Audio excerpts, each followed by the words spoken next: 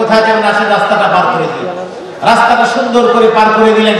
দেওয়ার পর চাচা আপনি যেতে পারবেন? বলে হ্যাঁ বাবা যেতে পারবো, সমস্যা নাই। সে আপনাকে চিনে না, আপনি তাকে চিনেন না, কিন্তু এই যে একটু কাজ করার কারণে তার অন্তর থেকে আপনার প্রতি যে দোয়া আসবে, এই দোয়া আরশে আজিমে পৌঁছে যাবে। এটার চাইতে বড় দোয়া হতে পারে না। এজন্য আপনি সম্মান করলেও যেমন সম্মান পাবেন, আপনি যে ক্ষতিটা করবেন মনে রাখবেন ওই ক্ষতিটাও পাবেন। আপনি একজন মানুষকে যে ওজনে থাপ্পড় মারবেন অন্যায় ভাবে, মনে রাখবেন একটা সময় আপনাকে থাপ্পড় মারার জন্য কোনো না কোনো ব্যক্তি আপনার জন্য রেডি হয়ে যাবে।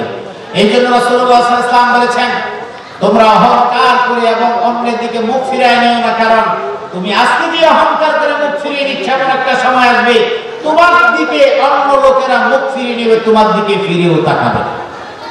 আপনি আপনার চারপাশের দিকে মিলিয়ে নেন। 2 নাম্বার হলো অহংকার। অহংকার কি? আমরা মানুষ মনে করি অহংকার কি, এটা আমরা বুঝি না। পোশাকের অহংকার, সুন্দর পোশাক পরা এটা অহংকার না। কোন মানুষকে অবহেলা করা এটা হলো অহংকার। সত্য জানার পরে সেটা মেনে না নেওয়া এটা হলো অহংকার। আল্লাহ নবী বলেছেন, লা ইয়াদখুলুল জান্নাতা মান কানা ফি কলবিহি মিসকালু যাররাতিন মিন কিবরিন। আল্লাহ নবী বলেছেন, যার অন্তরের মধ্যে সামান্যতম কোনো অহংকার থাকবে সে জান্নাতে প্রবেশ করবে না। ফাকালা রাজুলুন ইয়া রাসূলুল্লাহ, ওগো আল্লাহর নবী, ইন্নার রাজুলা আন ইয়াকুনা ইউহিব্বু সাওবুহু হাসানান ওয়া না'মুহু হাসানান। একজন ব্যক্তি তখন বলল, একজন সাহাবী বললেন, ইয়া রাসূলুল্লাহ, কোন মানুষ যদি সুন্দর পোশাক পরে, সুন্দর একটা জুতা পরে, এটা পরা কি তার জন্য অহংকার কিনা? নবী বললেন, ফারা ইন্নাল্লাহা জামিলুন ইউহিব্বুল জামাল। নবী বললেন, আল্লাহ নিজে সুন্দর এবং সুন্দরকে পছন্দ করেন। আল কিবরু বাতারুল হাক্কু ওয়া গামাতুন নাস। অহংকার হলো ওই জিনিস মানুষকে উপেক্ষা করা এবং সত্য জানার পরে মেনে না নেওয়া। তার মানে হলো আপনার কাছে সত্য প্রকাশ করা হলো, সত্য প্রকাশ করার পরে যদি আপনি না মানেন, কোরআনের কথাগুলো আপনার সামনে বলা হলো আপনি মানলেন না, রাসূলের হাদিসগুলি বলা হলো আপনি মানলেন না, বুঝতে হবে আপনার অন্তরের মধ্যে অহংকার আছে। সেই জন্য আল্লাহর কথা সত্য হওয়া সত্ত্বেও আপনি মানতে পারলেন না। আল্লাহ রাব্বুল আলামিন পুরুষকে বলেছেন, পোশাক তুমি যখন পরবে টাকনুর উপর উঠায় পরবা। নারীকে বলে দিলেন, আল্লাহ নবী বললেন, পোশাক তুমি যখন পরবা তোমার এই পোশাকটা টাকনুর নিচেই শুধু না, মাটি পর্যন্ত তুমি একেবারে ছড়ায় দিয়ে তুমি পরবা, যাতে তোমার অঙ্গ প্রত্যঙ্গ কোথাও দেখা না যায়। আল্লাহর নির্দেশনা এটা দেওয়া হলো, কিন্তু দুনিয়ার মানুষ পুরুষ পোশাক পরে টাকনুর নিচে ঝুলায়া, নারী পোশাক পরে টাকনুর উপরে উঠায়া। পুরুষকে আল্লাহ পাক রব্বুল আলামিন বলে দিলেন, তুমি কখনো নারীর বেশভূষা ধারণ করবে না, তুমি নারী যেই রকম স্বভাব, যেই রকম ভাবে চলে তুমি তার মতো করে চলবে না, তুমি তার মতো আকার আকৃতি ধারণ করবে না। পুরুষরা সেটা মানলো না। পুরুষরা হাতের মধ্যে চুরির মতো পরা শুরু করে দিল, কানের মধ্যে দুল পরা শুরু করে দিল। নারীদেরকে বলা হলো তোমরা পুরুষের মতো করে চলো না, কিন্তু নারীরা পুরুষের মতো করা শুরু করে দিল। আল্লাহ নবী বললেন, নারীদেরকে তোমরা ভ্রুটা প্লাক করবে না, চুলটা কেটে তোমরা পুরুষের মতো করবে না, কিন্তু মানুষ সেটা শুনলো না, সেটাই করে দিল। তার মানে আল্লাহ যা বলেন মানতে না পারা, এটার নাম হলো অহংকার। আল্লাহ বলেছেন মানতে মন চায় না, আমার ভালো লাগে না, এটাই হলো অহংকার। আর এই অহংকার যারা করবে, নবী বলেছেন তারা কখনো জান্নাতে প্রবেশ করতে পারবে না। 3 নাম্বার ক্ষতিকারক দিক সেটা হলো রাগ, ক্রোধ। রাগ এবং ক্রোধ মানুষের নাই এমন মানুষ খুঁজে পাওয়া যাবে না। তবে পুরুষের রাগ যেমন মহিলার রাগ তেমন। সমাজের মধ্যে পুরুষেরও রাগ আছে, মহিলারও রাগ আছে। এই রাগের কারণে বহু সংসারের মধ্যে অশান্তি, এটার কোনো শেষ নাই। এই বাংলাদেশে যত ডিভোর্স, বিদেশের কথা বলছি না, আমরা যেহেতু বাংলাদেশে অবস্থান করছি, এই সমাজের মধ্যে যতগুলো ডিভোর্স হয় সবগুলো রাগের মাথায়, ঠিক না? তালাক দেওয়ার পরে, ডিভোর্স দেওয়ার পরে স্বামী এসে স্থানীয় মুফতি কিংবা আলেমের কাছে বলেন, হুজুর আমার মাথা ঠিক ছিল না, রাগের মাথায় বলেছি। আমার প্রশ্ন হলো, ডিভোর্স তো এমন একটা বিষয়, তালাক এমন একটা বিষয়, এটা কেউ হাসি মুখে কেউ কাউকে দেয় না। হাসি মুখে হাসতে হাসতে ওই পিকনিকে গিয়ে, হানিমুনে গিয়ে, কক্সবাজার সমুদ্র সৈকতে গিয়ে কোন স্বামী তার স্ত্রীকে হাসতে হাসতে তালাক দিয়েছে এমন কোন নজির আছে? জোরে বলেন আছে? যতগুলো ডিভোর্স হয় সবগুলো ঝগড়াঝাটির কারণে হয়, মাথা গরম হয়ে যাওয়ার কারণে। এক্ষেত্রে সবচেয়ে বড় ভূমিকা হলো জিহ্বা। এই জিহ্বাটা মানুষ নাড়াচাড়া বেশি করে, এটার দ্বারা হিংসা প্রকাশ পায়, এটার দ্বারা রাগ প্রকাশ পায়, এটার দ্বারা অহংকার প্রকাশ পায়। এই জিহ্বা হিংসা কিভাবে? হিংসা হলো যে তাকে আমি দেখে নিব বা তার যা সেটা শেষ হয়ে যাবে এক সময়, এই কথাও জিহ্বা দ্বারা বলি। অহংকার, তোমাকে আমি এক মুহূর্তের মধ্যে তোমাকে আমি এলাকা ছাড়া করে দিতে পারি, তোকে আমি দেখে নিব, তোকে আমি শেষ করে দিব, এই জিহ্বা দ্বারা বলি, ঠিক কিনা? এরপরে যখন রাগ ওঠে, এই রাগের বহিঃপ্রকাশ আমরা জিহ্বা দ্বারা করি। আল্লাহ পাক রব্বুল আলামিন এজন্য কোরআনে বলেছেন জিহ্বাটা এমন একটা যন্ত্র, এমন একটা গোশতের টুকরা, এটার দ্বারা যে শব্দটা বের হয়, বের হওয়ার সাথে সাথেই ফেরেশতারা দ্রুত সেটা লিখে নেন, এটা ফিরত যাওয়ার কোনো সুযোগ নেই।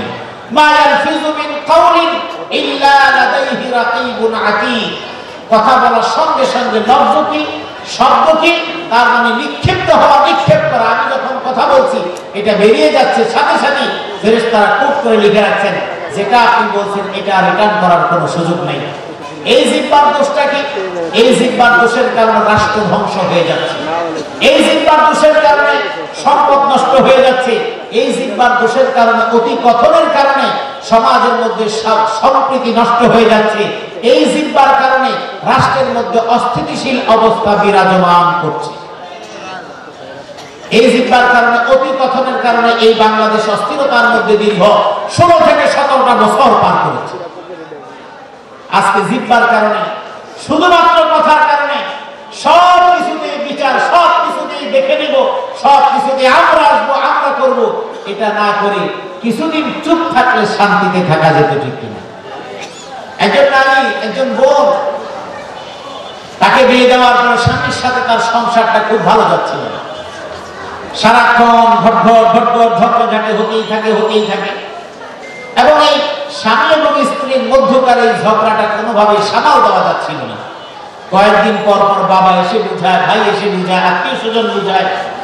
এরপরে চিন্তা করলো এটার কোনো ব্যবস্থা করা যায় কিনা। বিভিন্ন ব্যক্তির কাছে বিভিন্নভাবে পদ্ধতি, পরামর্শ, বিভিন্ন কিছু দেওয়া হলো, কিছুই পাওয়া গেল না।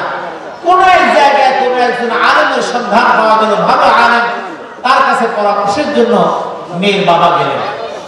আমি এই কথাটা বলছি, জিহ্বাটা মানুষের যত বেশি নড়বে এবং সেটা যদি অন্যায়ভাবে যদি চলমান থাকে, তাহলে তার ক্ষতি হওয়ার সম্ভাবনা বেশি থাকে। এজন্য কোরআনে কারিমে মুমিনের গুণাবলীর ক্ষেত্রে বলা হয়েছে ওয়াল্লাযীনা হুম আনিল লাগবি মুআরিদুন। মুমিন তো হলো সেই ব্যক্তি, মুমিনের গুণাবলীর অন্যতম একটা হলো সফল মুমিন, তারা হয়তো অপ্রয়োজনীয় এই সমস্ত কথাগুলো তারা বেশি বলবে না। কারণ দেখবেন আপনি কথা যত বেশি বলবেন, ভুল হওয়ার সম্ভাবনা বেশি থাকে। আরবি একটা কথা আছে, মান কাসুরা লাগা, যে বেশি বেশি কথা বলে তার ভুল হওয়ার সম্ভাবনা থাকে। রাজনৈতিক ব্যক্তিরা যারা অতিরঞ্জিত কথা বলছে, অতীতের রাজনৈতিক ব্যক্তি প্রতিদিনই কথা বলে, দেখবেন প্রতিদিনই ভুল বলে, আর ভুল কথা আর ফেরত নেওয়া, রিটার্ন নেওয়ার কোনো সুযোগ থাকে না। তো সেজন্য ওই নারী প্রতিদিন ঝগড়া করে, স্বামীর সাথে কথাবার্তা বেশি বলে। বাবা চিন্তা করলো মেয়ের সংসার তো টিকাতে হবে, কি করা যায়। তিনি একজন ওই বড় আলেমের কাছে গেলেন, শরণাপন্ন হলেন। ওই আলেমের কাছে যাওয়ার পরে আমাদের দেশে একটা তাবিজ দিয়ে দিবে, ওই তাবিজ তো নিজের কাম না। উনি যাওয়ার পরে বললেন যে এই একটা ধাতব মুদ্রা দিয়ে দিলাম, এটাই সবকিছু, এটা তোমার মেয়েকে বলবা, তোমার মেয়ের স্বামী সে ঘরে ঢোকার মাত্রই সে এই মুদ্রাটা যেন জিহ্বার নিচে রাখে, আর সে যেন কথা কম বলে, যতটুকু প্রয়োজন ততটুকু উত্তর দিবে। বেশি কথা বললে মুদ্রা পড়ে যাবে, তার ক্ষতি হবে। এটা বলে দেওয়ার পরে স্বামী অফিস থেকে আসে, বাহির থেকে কাজ করে আসে, বাবার দেওয়া সেই ছোট্ট একটা মুদ্রার মতো জিহ্বার নিচে রেখে দিয়েছে। এরপর 1 সপ্তাহ 10 দিন পরে বাবা বাড়িতে আসছে, এতদিন কোনো খবর পায় না। এবারে সে জিজ্ঞেস করল, মা তোমার সংসার কেমন চলে? বলে মাশাআল্লাহ ভালো চলে। কারণ এখন তো স্বামী ঘরে নেই, এখন তো স্বাভাবিকভাবে কথা বলছে। বলে এখন কি স্বামী আগের মতো খারাপ ব্যবহার করে? বলে না, আগের মতো এখন তোমাদের সংসারে কি ঝগড়া হয় বলে না, আগের মতো কি ঘরের মধ্যে এখন ভাঙচুর হয় বলে না। তো বলে আচ্ছা ভালো কথা। ওই বাবা এবার ওই হুজুরের কাছে আবার গেলেন, গিয়ে জিজ্ঞেস করলেন, হুজুর আমার মেয়ের ব্যাপারে আপনার কাছে একটা কথা বলতে এসেছি।